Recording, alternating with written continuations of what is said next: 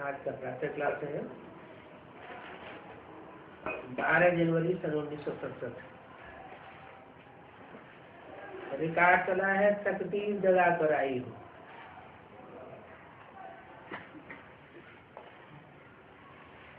कहाँ से तकदीर जगा कर आई हो?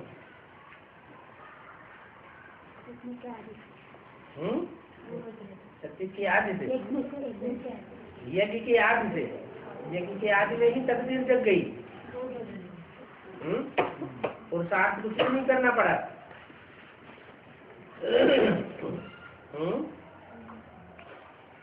कहाँ से तकदीर जगा कर आई हूँ?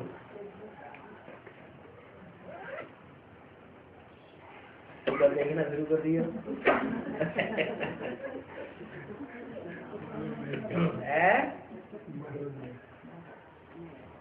63 जन्मों में जो कर्म किए हैं उन कर्मों के आधार पर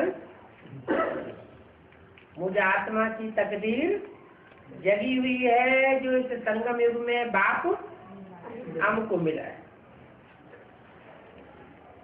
ये तुम बच्चे तकदीर बनाए रहे हो। गीता में श्री कृष्ण का नाम दे दिया है कि उन्होंने पांडवों की तकदीर बनाई। और कहते हैं भगवान वाच कि कृष्ण भगवान थे, उन्होंने वाच किया। अभी देखो, मैं तुमको राजयोग सिखाता हूँ ना, कृष्ण थोड़ा ही राजयोग सिखाता है। कृष्ण की आत्मा तो खुद भी सीखने वाली है। राजयोग यहाँ सीखती है और अगले जन्म में उसकी प्रारब्ध प्राप्त करती है। इस जन्म में उसे प्रारब्ध भी नहीं मिलती नहीं। मैं जो राजयोग सिखाता हूँ उस राजयोग से तुमको इसी जन्म में प्रारब्ध मिल जाती है, लेकिन भविष्य के लिए मिलती है। भविष्य की जन्मों के लिए तुम प्रारब्ध पाते हो। अब श्री कृष्ण भगवान वास तो यहाँ नहीं है। ये श्री कृष्ण की एम ऑब्जेक्ट है कि हमको एम ऑब्जेक्ट माना श्री कृष्ण जैसा बच्चा बनना है। फिर भी है शिव भगवान वाच कि मैं तुमको राजाओं का राजा बनाता हूँ। कहने वाला कृष्ण नहीं है। कृष्ण तो बच्चा बुद्धि है। जो राजयोग सिखाने वाला है, राजयोग सिखाकर राजाओं का राजा बनाने वाला है, तो जरूर पहले क्या बनेगा?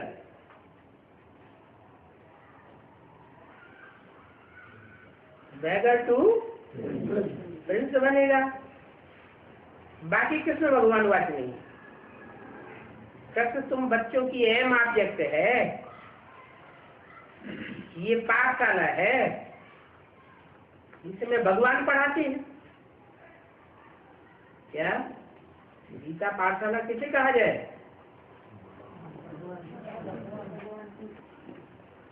गीता का पाठ जहाँ भगवान खुद आकर के पढ़ाते हो वो है गीता पाठशाला। अगर भगवान खुद गीता ज्ञान न सुनाते हो, न पढ़ाते हो, तो उसको गीता पाठशाला नहीं कह सकते। तुम सबकी प्रिंस बनने की हम आप जाते हैं। मनुष्यों ने फिर कृष्ण भगवान को भूल करके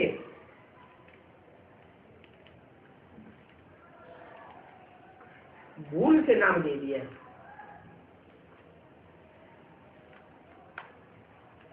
नाम किसको दे दिया है? कृष्ण को भगवान नाम दे दिया है। कृष्ण ने जो अपना पद पाया, गवाया, वो उन्होंने राजयोग से पाया। ऐसे होता है। कि पढ़ाई पढ़ने वाले पढ़ाई यहाँ पढ़ते हैं और पढ़ करके पढ़ाई की प्रारब्ध अगले जन्म में पाते हैं या इसी जन्म में पाते हैं? इसी जन्म में पाते हैं। तो जरूर कृष्ण बनना तुम बच्चों की अहम ऑब्जेक्ट है।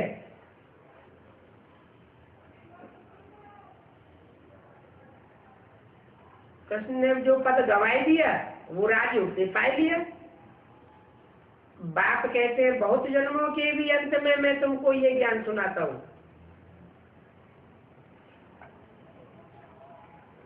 बहुत जन्मों के अंत, बहुत जन्म कब हुए पूरे? 84वां जन्म पूरा हुआ। तो कब पूरा होता है 84वां जन्म? तुमको ज्ञान सुनाता हूँ, इनको नहीं सुनाता हूँ। हैं? क्या कहा? बाप कहते हैं। कहने वाला कौन है? सुप्रीम सोल बाप। वो कहते हैं बहुत जन्मों के भी अंत में। बहुत जन्म माना 84 जन्म, और 84वें जन्म के भी अंत में तुमको। तो कब हुआ? 84वें जन्म का भी अंत हुआ 76, क्योंकि 36 से शुरुआत हुई इस ज्ञान की। तो उस समय कितनी आयु थी? 7 साल वानप्रस्थ अवस्था थी। किसकी वानप्रस्थ अवस्था थी? तुमको बोला। तो जिसको तुम कह करके बोलते हैं जरूर कोई आत्मा के ऊपर सुप्रीम सोल शिव का कंसंट्रेशन है, और उसके साथ और भी साथी है। तो बाप कहते हैं बहुत जन्मों के भी अंत में मैं माने कौन? शिव। तुमको माना किनको? जिस आत्मा को इमर्ज किया बाप ने। सन 67 की वाणी है ना, तो सन 67 की वाणी में तुमको कहते थे उन बच्चों को जो आज में थे, फिर कारण अकारण चले गए, फिर उन बच्चों को इमर्ज करते हैं। तो बोला तुमको यह ज्ञान सुनाता हूँ। किस लिए सुनाता हूँ? फिर से यह कृष्ण बनने के लिए। कौन सा कृष्ण? जो शास्त्रों में जिसका गायन है। शास्त्रों में सतयुग के कृष्ण का गायन है या संगम युग के कृष्ण का गायन है? संगम युग कृष्ण का गायन है। सतयुग में जो कृष्ण बच्चा पैदा होगा, माना दादा लेखराज की आत्मा वहां जाकर के जन्म लेगी, उसका गायन नहीं है। गायन तुम्हारा है। तो फिर से तो कृष्ण बनने के लिए तुमको ये ज्ञान सुनाता हूं। तो मनुष्यों को भी भूल बतानी है। क्या भूल हो गई?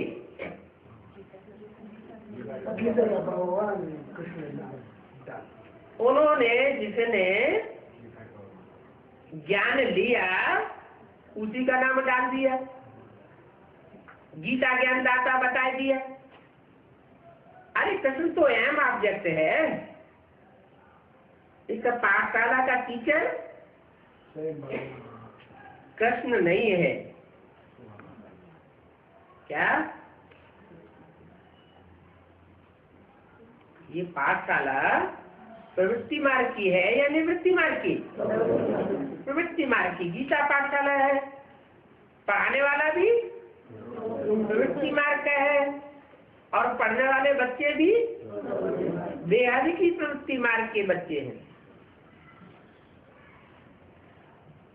कृष्ण भी यहाँ पढ़ रहा है। कृष्ण की सोल भी पढ़ने वाली है। किसके मुख से बोला? और किसने बोला? सुप्रीम सोल ने बोला। और किसके मुख से बोला? अब कृष्ण के अंतिम जन्म के चोले से सन 67 में ये वाक्य बोला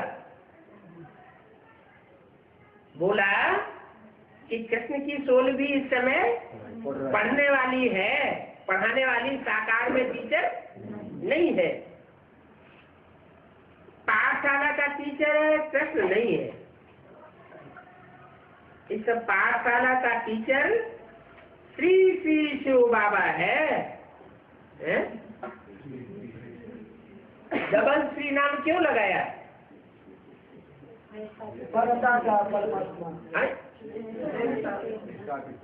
श्री माना श्रेष्ठ, और जो श्रेष्ठ देवताएं हैं उनको भी रचने वाला, वो डबल श्री हुआ।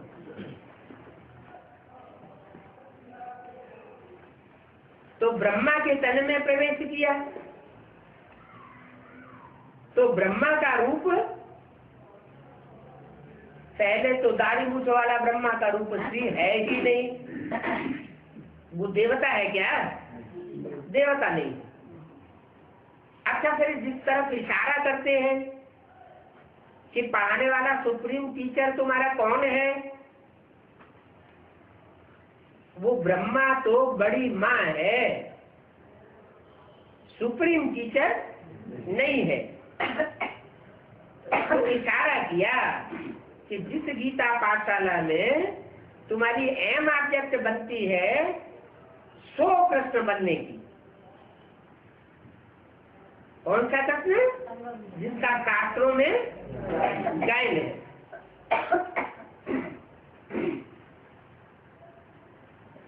वो श्री कृष्ण अभी तुम बन रहे हो।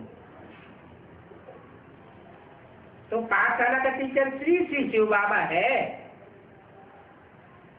माना जब 67 में ये वाणी चलाई जा रही है उस समय है या भविष्य में बनने वाला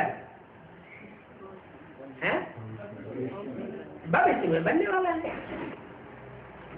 शिव बाबा है जो देवी देवता धर्म की स्थापना करते हैं,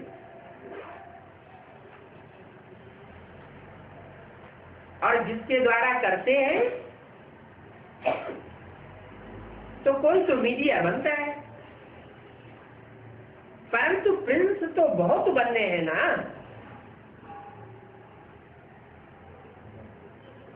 कहते हैं हम ऑब्जेक्ट नारायण है या नारायण जैसा है? नारायण भी एम ऑब्जेक्ट है, और फिर नारायण डिक्लेयर होने के बाद नारायण जैसा बनना भी एम ऑब्जेक्ट। प्रिंस बनना भी, कृष्ण प्रिंस बनना एम ऑब्जेक्ट है, और फिर कृष्ण प्रिंस बनने के बाद कृष्ण जैसे जो भी प्रिंस पद पाने वाले हैं वो भी एम ऑब्जेक्ट। तो प्रिंस तो बहुत बनने हैं, जबकि है ही राजयोग। कैसा राजयोग है? इसमें ये राग भरा हुआ है कि कैसे बेगर टू प्रिंस बनते हैं।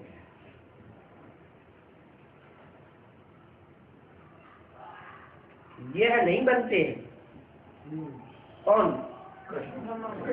ब्रह्मा की सोल, दादा लेख राज, वो बेगर टू प्रिंस नहीं बनते हैं। ये तुम्हारा गायन है, तुम बेगर टू प्रिंस बनते हो। बाप बैठ समझाते हैं कृष्ण के बहुत जन्मों के भी अंत में, अंत के जन्म में आकर के जो पतित बन गए हैं, और जो कृष्ण पतित बन गया है उनको भी आकर के पावन बनाता हूं। कब बन गया पतित? कृष्ण कब पतित बन गया? कब बैगर बन गया? सन 36 में। सन 36 में तो बैगर नहीं कहेंगे, तो बहुत बड़े साहूकार थे। पूरी बारात की पालना की, वर्षों तक 14 साल तक पालना की। एक दिन के लिए बारात आती है तो आदमी का कचूमर निकल जाता है। वो तो 14 साल तक 300-400 की बारात की पालना की, तो उनको बैगर कहेंगे? बैगर नहीं कह सकते। फिर कब बैगर बनते हैं? शरीर छोड़ने के बाद जब कोई ब्राह्मण बच्चे में प्रवेश करते हैं तो वो ब्राह्मण बच्चा बैगर पाठधारी होता है।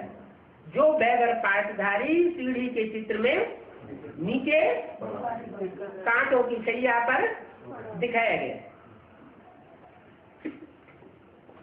तो बहुत जन्मों के अंत के जन्म में आकर के जो पतित बन गया है,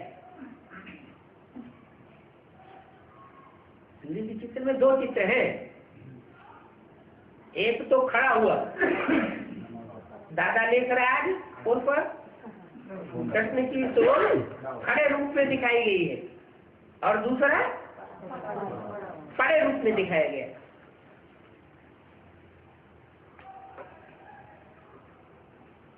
सिर के नीचे गीता रखी हुई है, उस गीता में लिखा है 5 ईयर प्लान। बैगर का रूप दिखाया है, विदेशी उसको भीख दे रहे हैं। तो जब भीख ले रहा है तब प्रिंस है या बाद में प्रिंस बनता है? जब भीख ले रहा है तो भीख पे चल रहा है, और रोटी दाल उस भीख से चलती है। और जब बैगर टू प्रिंस बन जाता है 5 ईयर पूरे होने के बाद, माना 77 संपूर्णता वर्ष हुआ ना, तो 77 से लेकर के 82 तक ये 5 ईयर प्लान पूरा होता है। तो 5 ईयर प्लान पूरा होने के बाद वो बैगर टू प्रिंस बन जाता है। माने उसे किसी के दर पर जाकर के भीख मांगने की दरकार रहती नहीं। जिसको लेना हो तो आकर के ले सकता है। उससे पहले का जो जीवन है वो बैगर का है। बैगर के पास तो फिर अपना घर भी होता है, अपना घर मकान जायदाद कुछ भी नहीं होती। तो उससे पहले बैगर, और 5 वर्ष पूरे होने के बाद बैगर टू प्रिंस बन जाता है। तो बहुत जन्मों के भी अंत के जन्म में आकर जो पतित बन गया है उनको पावन बनाता हूं। तुम भी कहते हो हम आए हैं तकदीर बनाने। आत्मा जानती है हम परमपिता परमात्मा से अब तकदीर बनाने आए हैं। किससे है? किससे तकदीर बनाने आए हैं? कौन है तकदीर बनाने वाला? मनुष्य गुरु नहीं है। तथाकथित तो ब्राह्मण क्या समझते हैं? ये दीदी दादी दादाएं, इनसे हम पति से पावन बनेंगे, ये हमारी तकदीर को जगाने वाले। और तुम क्या समझते हो?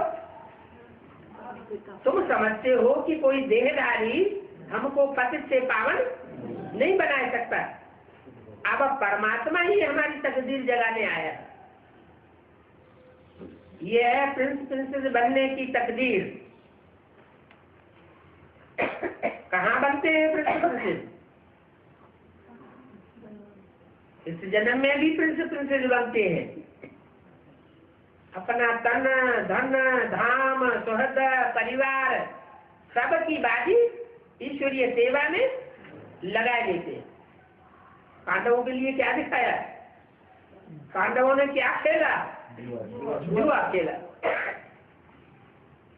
उस जुए में दिखाते हैं कि पांडव अपना सब कुछ हार गए, बीवी को भी हार गए, वो भी हाथ से निकल गई।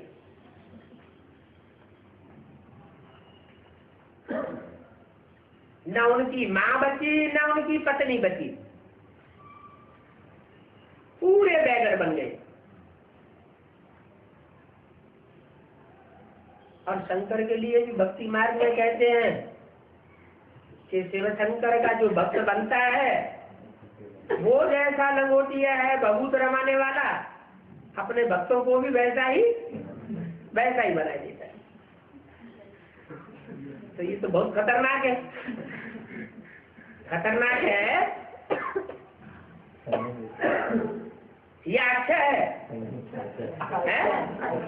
अच्छा है। वो तो साफ साफ बताते हैं ना, मैं भविष्य की जन्मों की तकदीर बनाने आया हूँ। इस जन्म की कोई गारंटी नहीं है, इस जन्म के शरीर की भी गारंटी नहीं देते। कहते हैं ये शरीर सड़ता जाएगा और तुम्हारी आत्मा पावरफुल होती जाएगी। तो इस जन्म में कोई प्राप्ति की आशा नहीं करनी है, लेकिन भविष्य की वो आशा कौन करेंगे? भविष्य की जन्मों की वो ही आशा करेंगे जिनको आत्मा के ऊपर निश्चय होगा। जो देवान में होंगे तो वो दुनिया की पढ़ाई होती है देह के लिए, एक जन्म के लिए, और ये पढ़ाई है अनेक जन्मों के लिए। आत्मा का कनेक्शन अनेक जन्मों से है और शरीर का कनेक्शन एक जन्म से है। तो ये प्रिंसेस बनने की, तकदीर बनाने की पाठशाला है, राजयोग है ना।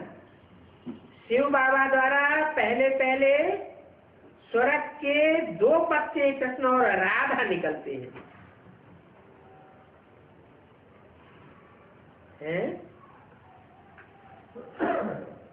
किसके द्वारा? शिव बाबा के द्वारा पहले पहले 2 पत्ते निकलते हैं। कहाँ के पत्ते? संगम युग के या स्वर्ग के? स्वर्ग के 2 पत्ते निकलते हैं, राधा और कृष्ण। ये जो पत्ते बनाए हैं, बीज में से 2 पत्ते निकले हुए दिखाए, ये ठीक है, समझाने के लिए तो अच्छे हैं। कैसे हैं? जो बीज है वो बीज तो बड़ा रूप है, लिंग के रूप में दिखाते हैं, और उसमें बिंदु भी दिया हुआ है। तो बिंदु है बाप, और जो बीज है बड़ा रूप, वो भी एक स्वरूप है। तो बोला ये जो पत्ते बनाए हैं ठीक है, समझाने के लिए अच्छे हैं। गीता के ज्ञान से ही तुम तकदीर बनाते हो, और कोई धर्म ग्रंथ नहीं है जिसके ज्ञान से तुम्हारी तकदीर बनती हो। अने इब्राहिम ने सुनाया, क्राइस्ट ने सुनाया, मोहम्मद ने सुनाया, गुरु नानक ने सुनाया, उन्होंने जो कुछ सुनाया उसकी पुस्तकें तैयार हो गई। उन पुस्तकों से तुम्हारी तकदीर नहीं बनती है, लेकिन भगवान बाप आकर के जो सुनाते हैं उस सुनने से तुम्हारी तकदीर बन जाती है। तकदीर भी वो फिर पूरी फूट गई है इस लास्ट जन्म में। बहुत जन्मों के अंत में तुम बिल्कुल तमो प्रधान बैगर बन गए। अब फिर प्रिंस बनना है। क्या कहा? क्या होना है? अभी फिर प्रिंस बनना है। बनना है या बन गया होगा? नहीं, ये वाणी कब की है? हाँ 67 की है ना। तो क्या कहेंगे? बनना है या बन गया? हम 67 की वाणी है, 67 की वाणी है तो पास्ट की वाणी है ना। तो उस समय के लिए क्या कहेंगे? बनना है या बन गया? बनना है। एम आ जाती है राजयोग। फिर चाहे लक्ष्मी नारायण को दिखाओ, या राधा कृष्ण को दिखाओ। पहले तो जरूर राधा कृष्ण ही बनेंगे, चाहे संगम की कृष्ण हो और चाहे सत्यगी कृष्ण हो। सत्ययुग में भी पहले राधा कृष्ण होंगे, फिर बाद में लक्ष्मी नारायण बनेगी, और संगम युग में भी पहले राधा कृष्ण हो और फिर अंतर से चेतना होगा। फिर सतयुग में जो राधा कृष्ण बनते हैं उनको बैगर टू प्रिंस नहीं कहेंगे। क्या वो कोई बैगर टू प्रिंस बनते हैं क्या? नहीं। लेकिन संगम युग में तो नहीं, सतयुग में जो कृष्ण बनते हैं वो नर से नारायण कहाँ बनते, वो नर से प्रिंस बनते हैं, फिर बाद में नारायण बनते हैं। और तुम तो प्रिंस भी बनते हो और फिर नारायण भी बनते हो। जैसे प्रिंस होता है उसको कमाई करने की कुछ दरकार होती है, कुछ चिंता होती है, चिंता नहीं होती है। राज परिवार से सब कुछ मिलता रहता है कि मांगना पड़ता है?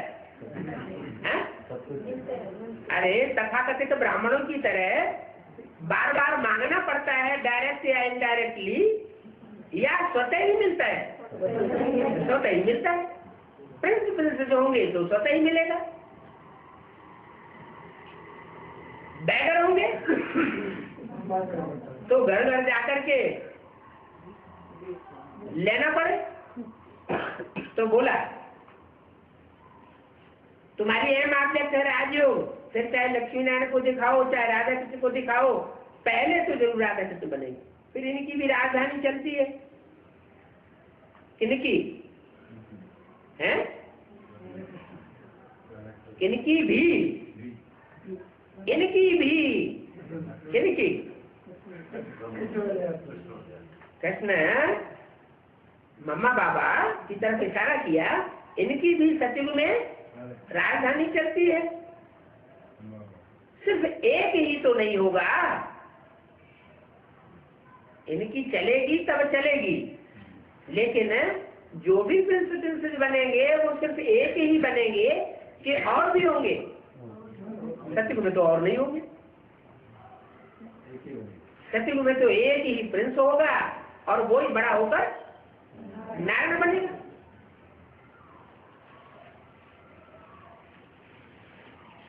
सिर्फ एक ही तो नहीं होंगे ना। स्वयंवर के बाद राधा कृष्ण सो फिर लक्ष्मी नारायण बनते हैं।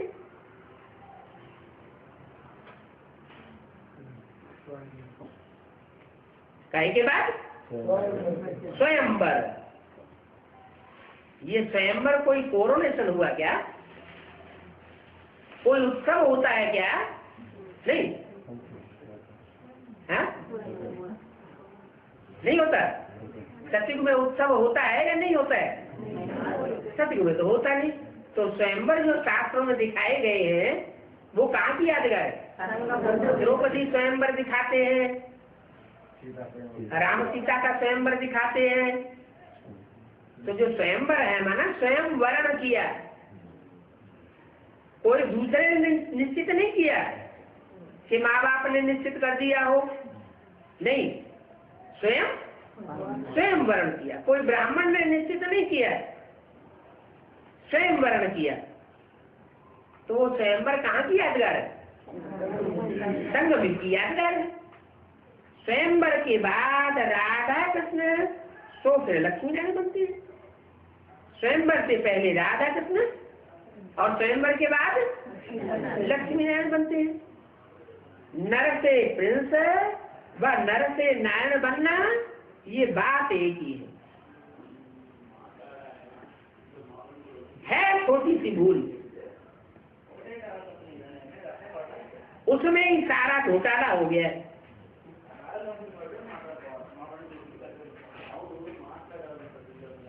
कहाँ परमपिता परमात्मा की बायोग्राफी और कहाँ श्री कृष्ण की बायोग्राफी? परमपिता परमात्मा की जो जीवन कहानी है उसमें नाम किसका लगाई दिया? कृष्ण का नाम लगाई दिया। वो तो बिल्कुल ही पुनर्जन्म रहित है। कौन है? कौन है पुनर्जन्म रहित? परमपिता परमात्मा। जो कृष्ण को जन्म देने वाला है वो निश्चय अनिश्चय के जन्म मरण के चक्र में आता है क्या? वो कभी भी जब से शुरुआत होती है उसके लिए संगम युग की, तब से लेकर कभी भी अंत तक भी निश्चय रूपी जन्म और अनिश्चय रूपी मृत्यु के चक्कर में आने वाला नहीं। अनिश्चय माना मृत्यु, अनिश्चय माना अंधेरा और निश्चय माना सवेरा, रोशनी। रात किसकी गाई हुई? ब्रह्मा और कृष्ण की रात होती है। संगम युग की बात है। प्रजापिता की रात और प्रजापिता का दिन नहीं गाया हुआ है। ब्रह्मा की भी रात को दिन बनाने वाला कौन? प्रैक्टिकल में जो ब्रह्मा की भी रात होती है उसको दिन बनाने वाला कौन? क्या ब्रह्मा? ब्रह्मा नहीं है। ब्रह्मा की रात को दिन बनाने वाला प्रैक्टिकल में चाहिए या नहीं चाहिए? चाहिए। तो जो प्रैक्टिकल रूप है वो बाप का रूप है, रचयिता का रूप है। तो वो बिल्कुल ही पुनर्जन्म है। माना जो कृष्ण को जन्म देने वाला रचयिता है वो पुनर्जन्म रहित है। वो पूरे 84 जन्म लेते कृष्ण। ज्यादा से ज्यादा जितने जन्म मरण के चक्र हो सकते हैं वो सबसे ज्यादा जन्म मरण के चक्र में कौन आता? कृष्ण। कृष्ण की तो वो बिल्कुल पुनर्जन्म रहित और वो पूरे 84 जन्म लेते हैं। एज तो शुरू से ही लेकर के मिलेगी ना। 25-30 वर्ष के बाद शादी होती होगी। ये किसने बोला? ब्रह्मा हवा है करके बोलते हैं। जैसे दुनिया में होता है वैसे वहां भी ऐसे ही होता होगा। 25-30 वर्ष के बाद शादी होती होगी। क्या सत्युग में शादी होती है? वहां तो शादी साधवाना कुछ भी होता ही नहीं। तो ये पत्ते पर दिखाना ठीक है। किसको? कृष्ण को। कृष्ण को जो पीपल के पत्ते पर दिखाते हैं वो दिखाना ठीक है। क्यों ठीक है? पीपल के पत्ते पर दिखाना क्यों ठीक है? बरगद के पत्ते पर क्यों नहीं दिखाते हैं? हाँ, वो कृष्ण की सोल जिसमें प्रवेश करके पाठ बजाती है वो पाठधारी शरीरधारी पीपल के पत्ते की तरह थोड़े से भी माया के झोंके से हिलने लग पड़ता है।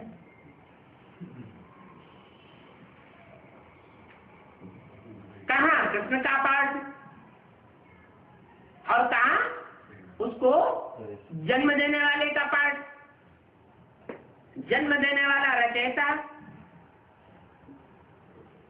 वो रचयिता अलग और रचयिता जिसको पहले पहले अडॉप्ट करता है वो रचना भी अलग। और जो कृष्ण बच्चा जन्म लेता है वो भी अलग। तो गर्भ महल कहाँ दिखाते हैं शास्त्रों में? पीपल के पत्ते पर। ये कहाँ की यादगार हुई? संगम युग में वो पीपल का पत्ता पहली रचना है।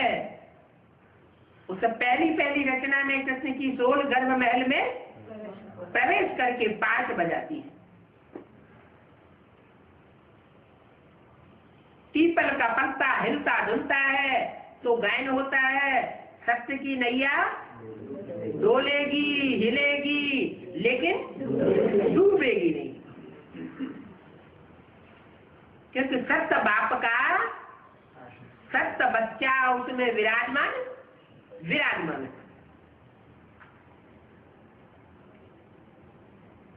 तो ये पत्ते पर दिखाना ठीक है, ये समझाने के लिए अच्छा है।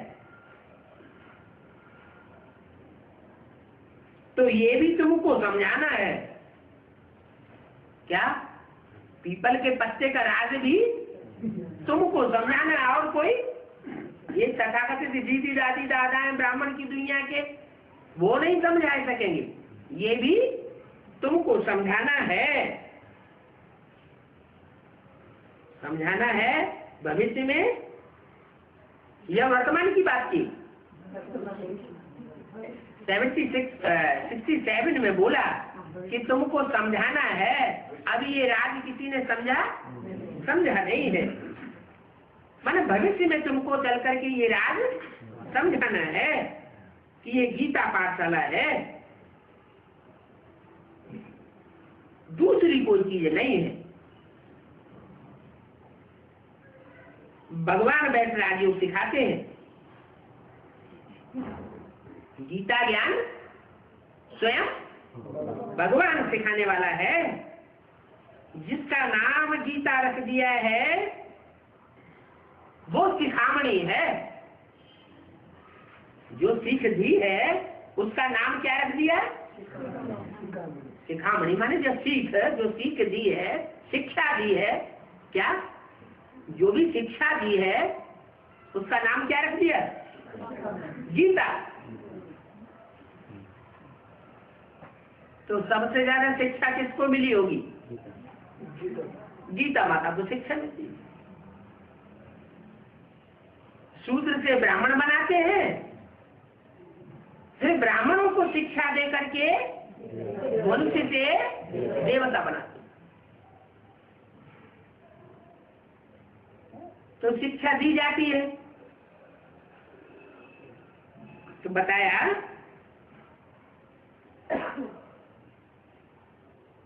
भगवान ने बैठ जो राजयोग सिखाया है, जिसका नाम गीता रख दिया है।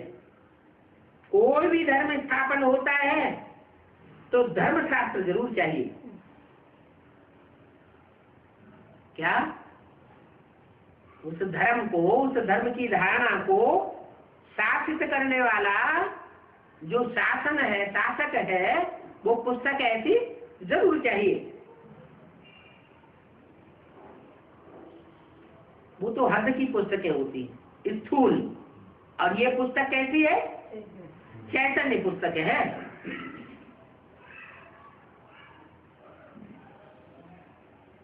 ये गीता नाम की जो चैतन्य पुस्तक तैयार होती है वो राजयोग से तैयार होती है।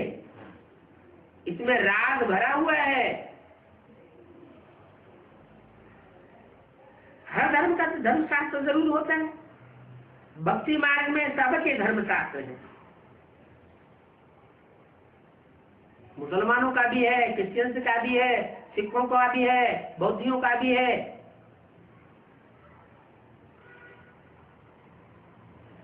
और तुम्हारा धर्मशास्त्र कौन सा है?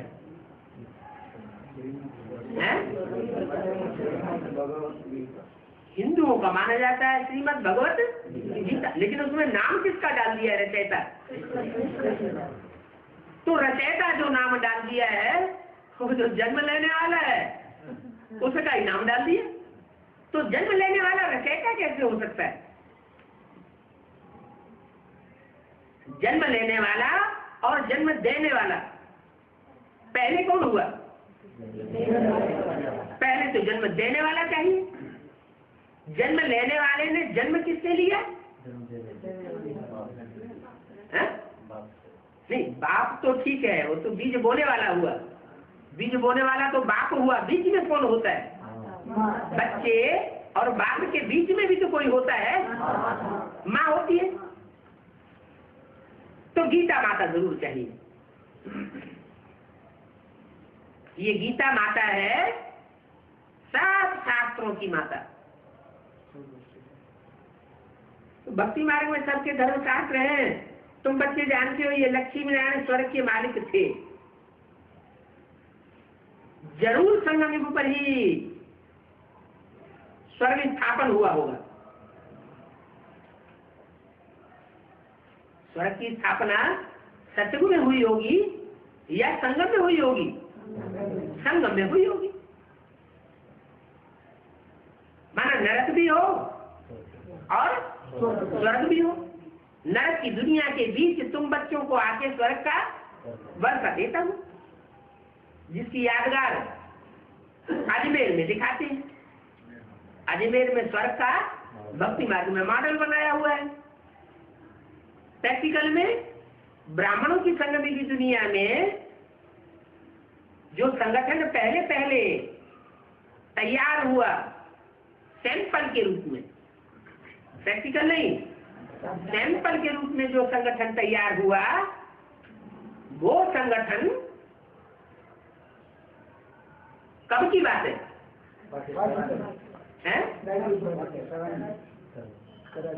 कराची में तैयार हुआ। वहां नरक की दुनिया के बीच स्वर्ग का छोटा सा सैंपल का नजारा था। तो बोला वो सैंपल था या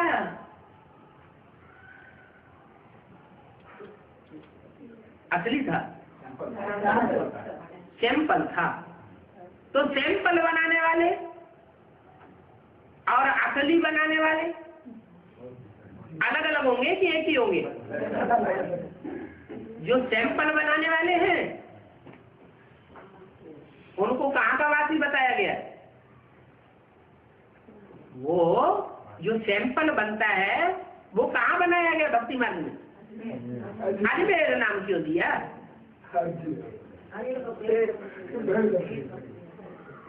वो भेड़ बकरियों के द्वारा बनाया गया। वो सैंपल बना, असली उस समय नहीं था। वो सिर्फ एक समझाने के लिए कि देखो नरक की दुनिया के बीच स्वर्ग का अल्पकाल का नजारा है।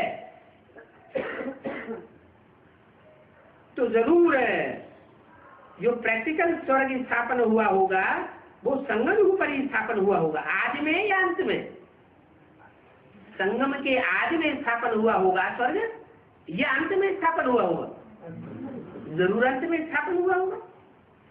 इसलिए संगम युग पुरुषोत्तम युग कहा जाता है।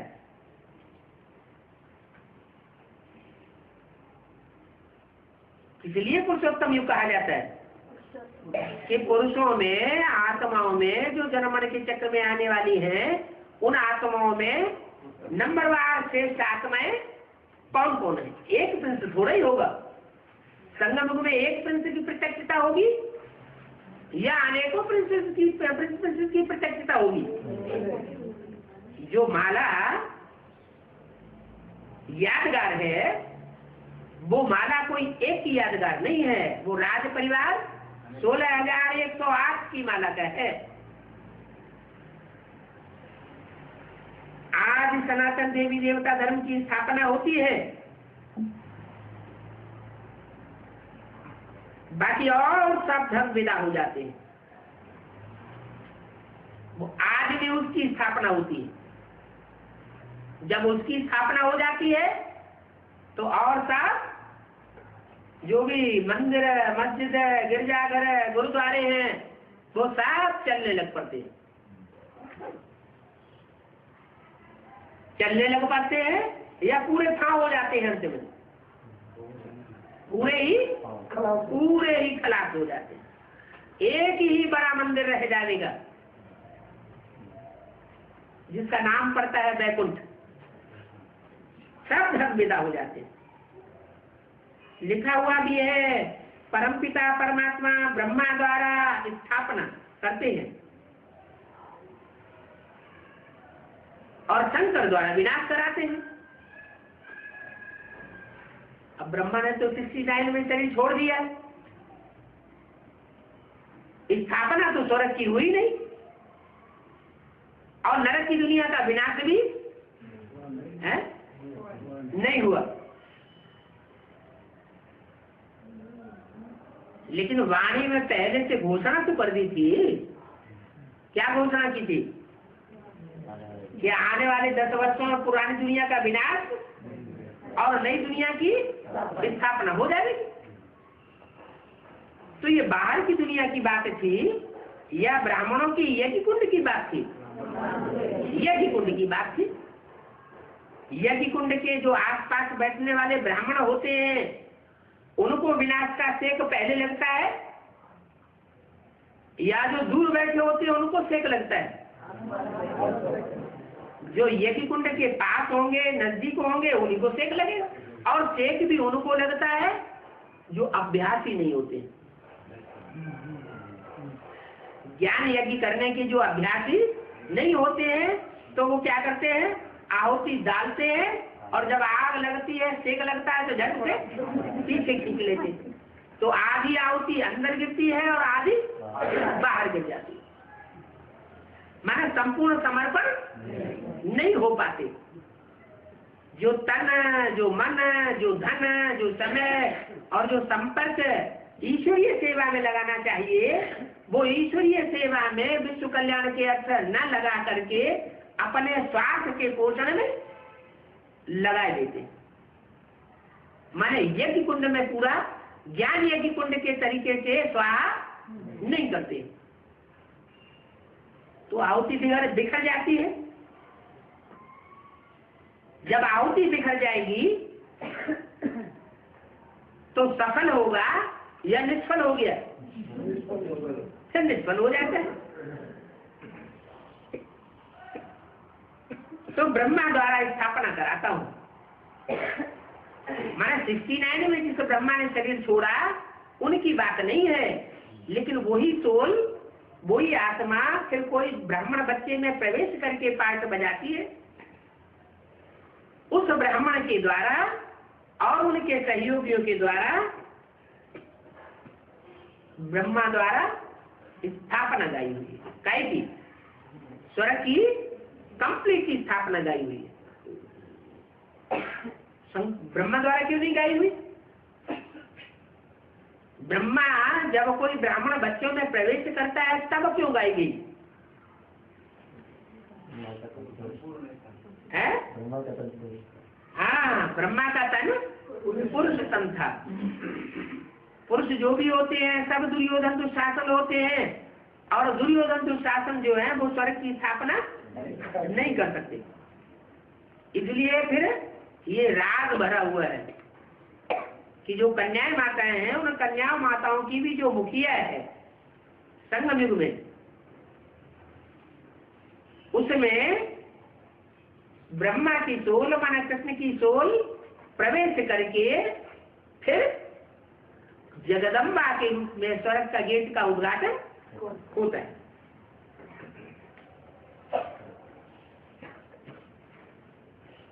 तो ये लिखा हुआ है, ब्रह्मा द्वारा स्थापना, शंकर द्वारा विनाश कराते हैं। सतयुग में बरोबर एक ही धर्म था और जब स्थापना विनाश कराते हैं उस समय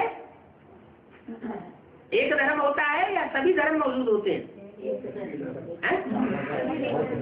जब स्थापना विनाश का संगम युग में कार्य कराते हैं उस समय सभी धर्म दुनिया में मौजूद होते हैं।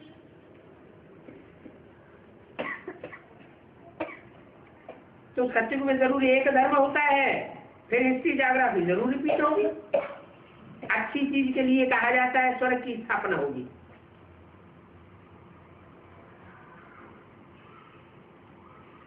जिसमें लक्ष्मी नारायण का राज्य होगा। इससे और अच्छी चीज कोई होती नहीं। हर धर्म में इस अच्छी चीज का गायन है। मुसलमानों में जन्नत के नाम से गायन है, क्रिश्चियंस में पैराडाइज के रूप में गायन है, हिंदुओं में बैकुंठ के रूप में गायन है और जैनियों में जैसे हिंदुओं में 4 युग माने जाते हैं, वैसे वहां 6 आर्य माने जाते हैं। जैसे यहाँ 4 युग माने जाते हैं, वैसे वहां जैनियों में 4 आरों में सारा सृष्टि चक्र डिवाइड किया है। उसमें 3 आरों में स्वर्ग और लास्ट के 3 आरों में नरक दिखाते हैं। तो जैनियों में भी उसकी मान्यता है। मन हर धर्म में स्वर्ग की मान्यता है। तो अच्छी चीज हुई ना। गाते भी हैं, यमुना के कंठे पर राज्य था, परिस्तान था। क्या? यमुना के कंठे पर ज्ञान योग के पंखों से उड़ने वाली परियों का राज्य था। अभी तो साफ कब्रिस्तान है, अभी साफ कब्र दाखिल है। क्या? वो रंभा, उर्वशी है, हाँ, रंभा, उर्वशी और मेनका, इनका गायन है। वो तीनों की तीनों कब्र दाखिल है। क्या? परियों का गायन है ना। ज्ञान योग के पंखों से जहां चाहती थी उड़ जाती थी, और अभी जैसे उनके ज्ञान योग के पंख टूटे हुए पड़े। तो जमुना के कंठे पर जब राज्य था तो परिस्तान था, और अभी सब कब्र दाखिल हुए पड़े हैं। माने बुद्धि जाम हो गई है। सभी काम चिता पर भस्म होकर के भस्मीभूत हो गए। लेकिन यहाँ भस्मीभूत हो गए, ये पास की बात नहीं बताई, मुरली में बताया सभी काम चिता पर बैठ भस्मीभूत हो जाएंगे। कब की वाणी है? 67 में ये घोषणा कर दी कि जो भी परियां हैं, मुख्य मुख्य हो, चाहे खास हो चाहे आम हो, वो सब अज्ञान चिता पर चढ़ने के कारण भस्मीभूत हो जाएंगे। कहते भी हैं ये कब्र दाखिल हुआ। कौन कहते हैं कब्र दाखिल हुआ? ये कौन कहते हैं? स्वर्ग दाखिल हुआ ये नहीं कहते। क्या कहते? कब्र दाखिल हुआ। कौन कहते? और कौन कहते स्वर्ग पधारा? हिंदू कहते हैं स्वर्ग पधारा। जब स्वर्ग पधारा तो उसको जलाए देते हैं, तब कहते हैं स्वर्ग पधारा। जलाने के बाद कुछ भी बचता नहीं, राख भी बचती है, वो भी नदी में बहा देते हैं। और कब्र दाखिल में तो सब मिट्टी में गाड़ देते हैं। कौन सी मिट्टी? देवानी की मिट्टी में गाड़ देते हैं। तो कहते भी है कब्र दाखिल हुआ। कौन कहते हैं? मुसलमान और ईसाई वो कब्र दाखिल करते हैं। क्यों? रंभा, उर्वशी, ये सब इनके लिए कब्र दाखिल क्यों कहा है? क्योंकि ये सारी परियां उन आसुरों की चक्करी में आ जाती है। जब आसुरों की चक्करी में आ जाती है तो क्या हो जाती है? कब्र दाखिल हो जाती है, देह हनुमान की मिट्टी में मिल जाती है। कहते हैं कब्र दाखिल हुआ। ये कहाँ की यादगार कहते हैं? कहाँ की यादगार है?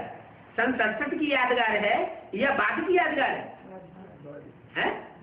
बाद की यादगार। जो मुरली में बोला है कि सभी काम चिता पर बैठ भस्मीभूत हो जाएंगे, माने सन 67 के बाद चाहे कोई भी ज्ञान योग से पंखों की उड़ने वाली कैसी भी परियां क्यों न हो, सब कब्र दाखिल हो जाती है। असुर बैठ करके उनकी पूजा करते हैं। असुरों को तो पता ही नहीं भगवान क्या चीज है। समाधि आदि भी बनाते हैं ना, कौन बनाते हैं? दूसरे धर्म वाले। कुमार का दादी ने क्या किया है? ब्रह्मा बाबा की समाधि बना दी। समाधि आदि भी बनाते हैं, जैसे कब्र बनाते हैं वैसे ही है। जैसे और वैसे क्यों बताया है?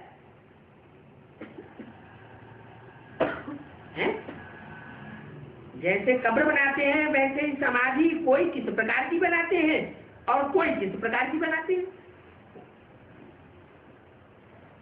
क्रिश्चियंस अपने प्रकार की बनाते हैं, मुसलमान अपने प्रकार की बनाते हैं, और ब्राह्मणों की दुनिया में भी ब्रह्मा बाबा के शरीर छोड़ने के बाद अपने सब प्रकार की समाधि बना दी। तो जो समाधि बनाई है संगम युग में, वो संस्कार कहाँ से आए? जो 63 जन्मों में समाधि बनाते आए, कब्र बनाते आए, वही संस्कार यहाँ आकर के संगम युग की शूटिंग के पीरियड में इमर्ज हो जाते हैं। मम्मा ने जब शरीर छोड़ा तो बाबा ने समाधि नहीं बनाई, क्या किया? जला दिया। तो ब्रह्मा बाबा माने कृष्ण की सोल,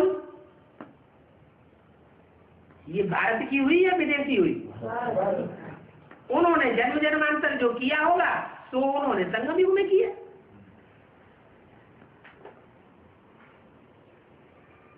तो समाधि आदि बनाते हैं, जैसे कब्र बनाते हैं वैसे समाधि कोई कैसी किस प्रकार की बनाते हैं। मुसलमानों की मस्जिदें भी अनेक प्रकार की होती है। क्या? ये तो समाधि की बात हुई। अब आप मस्जिदों की बात सुनो। मस्जिदें भी अनेक प्रकार की होती है।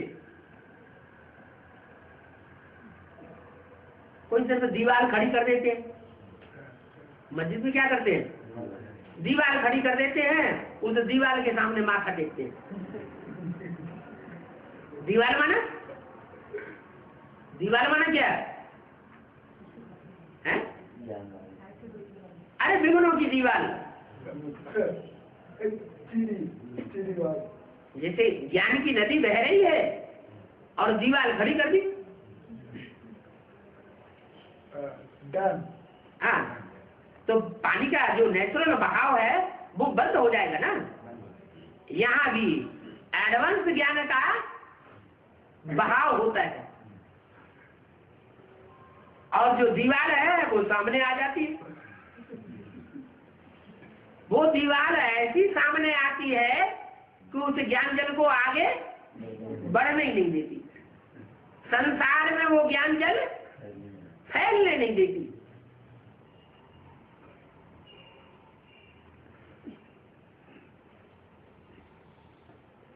फिर ये भी मुसलमान दीवार बनाते हैं। जो दीवार बनती है चैतन्य दीवार होगी या जड़ दीवार होगी? चैतन्य दीवार होती है। वो चैतन्य दीवार के सामने जाकर के माथा टेकते रहते हैं, माना बुद्धि को झुकाते रहते हैं। जैसे कोई छोटी छोटी समाधियां बना देते हैं, ये सब कब्रें, ये सब समाधियां, ये सब मस्जिदें आदि फिर भी बनेगी। क्या?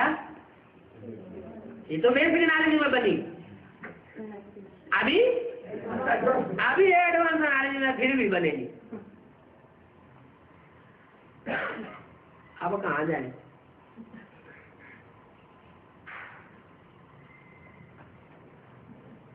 फिर ये तब बनेगी जब इनका राज्य होगा।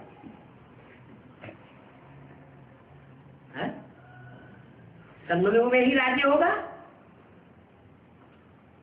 या अगले कल्प में राज्य की बात बताइए? संगम युग में ही बीज रूप आत्माओं में जब देहधारियों के हाथ में सत्ता चली जाती है और देहधारियों की पूजा फिर से होना शुरू हो जाती है, तो क्या होता है? उनका राज्य होता है। सत्युग में भी फिर से तुम बनावेंगे, हैं? तुम बनावेंगे? क्या पकड़ा? सत्युग में भी तुम बनावेंगे, पकड़ा गया। कौन बनावेंगे? बाबरी मस्जिद कौन बनावेगा? है सही नहीं, वो सत्युग में नहीं बनावेंगे। वो सत्युग की बात नहीं बताई, जब सत्युग की शूटिंग होती है तब की बात बताई।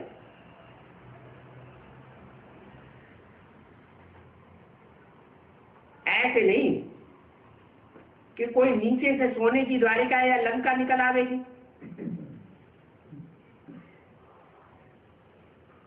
द्वारिका हो सकती है, लंका तो नहीं होगी। क्या? द्वैत फैलाने वाली दो बालिका हो सकती है, लेकिन लंका तो नहीं हो सकती, क्योंकि सत्युग में तो गोल्डन एज कहा जाता है राम राज्य को। सच्चा सोना जो था वो तो सब लूट ले गए। कौन? मुसलमान। सच्चा सोना सारा ही भारत से लूट ले गए। बोलो, जड़ सोने की बात होगी या चैतन्य आत्माओं की बात होगी? जो सच्ची सच्ची सोने जैसी आत्माएं थी उनको उन्होंने अपने कब्जे में कर लिया। कोनूर हीरा हीरा कहाँ चला जाता है? हैं? नहीं, वो भी विदेश में चला जाता है, लंदन में चला जाता है। सच्चा सोना जो था वो तो सब लूट ले गए। तुम समझाते हो भारत कितना धनवान था, अभी तुम कंगाल बन गए। कंगाल अक्षर लिखना कोई बड़ी बात नहीं है। ये तो कोई कोई मगजखोर होते हैं जो कहते हैं, तुम तो समझा सकते हो। सत्युग में एक ही धर्म था, वहां और कोई धर्म नहीं हो सकता है।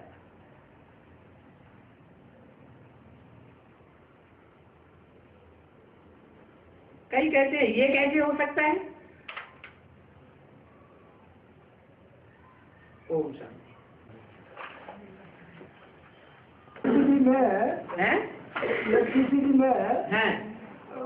राणा प्रताप सिंह अकबर से हमला किया, कैसे हुआ सकता है?